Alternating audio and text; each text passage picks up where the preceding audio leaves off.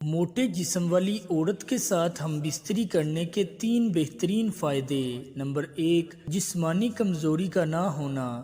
موٹے جسم والی عورت کو ہم بستری کے دوران کمزوری محسوس نہیں ہوتی، چاہے مرد ایک دن میں 3 مرتبہ بھی ہم بستری کیوں نہ کر لے۔ موٹی عورت کے ساتھ ہم بستری کرنے میں مرد کو زیادہ مشقت نہیں کرنی پڑتی، اس لیے مرد بھی زیادہ ہم بستری کرنے سے نہیں تھکتا۔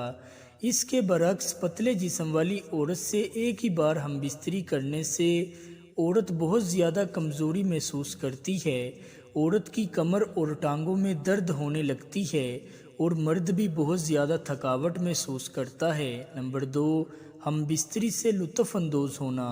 موٹے جسم والی عورت سے ہم بستری کرنے سے مرد کو بہت زیادہ مزہ آتا ہے، کیونکہ موٹا جسم گوشت سے ابھرا ہوا ہوتا ہے اور موٹی عورت کے بڑے پستان چوسنے سے بھی مرد کو مزہ آتا ہے۔